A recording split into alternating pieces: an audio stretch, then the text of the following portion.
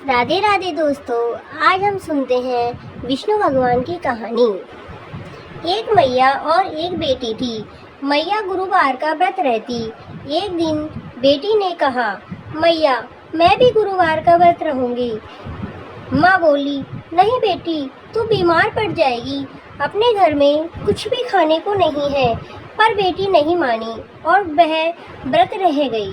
मैया ने 2 रोटी को खटोटी के नीचे रखकर छाछ लेने चली गई। उसके बाद एक बाबा जी आया और कहा, बेटी मुझे भूख लग रही है। बेटी ने कहा, बाबा मैं चून दे दूँ? बाबा जी बोले, नहीं बेटी, मुझे आटा नहीं चाहिए, मुझे कुछ खाने को चाहिए। लड़की ने अपने हिस्से की रोटी बाबा जी को खाने को दे दी। खाने के बाद बाबा जी बोला, बेटी ना तो मैं भूखा रहा, ना ही मैं धापा रहा। बेटी ने अपने माँ के हिस्से की रोटी भी खाने को दे दी।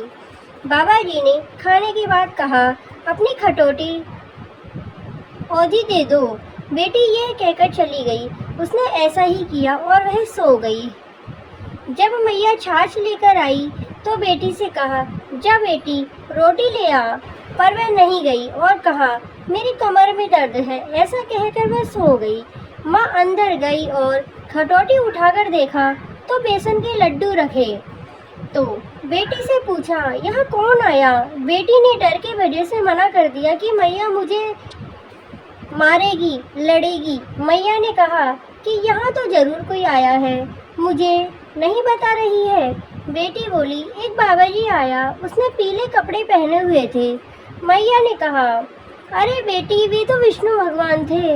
मैं इतने दिन से गुरुवार का व्रत कर रही थी, मुझे दर्शन नहीं दिए। यह कहकर और जिधर बाबा जी गया है उधर भागती चली गई और कहती रही, किसी ने मेरे विष्णु भगवान को देखा? और भागती गई। सब कहने लगे, बुढ़िया पागल हो गई। डोकरी नदी में गिरने जा रही थी कि मुझे भगवान दर्शन नहीं देते तो मैं नदी में कूदकर अपनी जान दे दूंगी।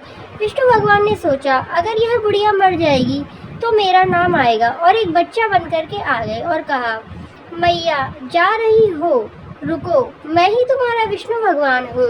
लेकिन मैया नहीं मानी और कहा, तू नहीं हो तो कैसे है तुम्हारे विष्णु भगवान? मैया बोली, मेरे भगवान के हाथ में चक्र, सिर पर मुकुट, पीली पीतांबरी पहने हुए हैं।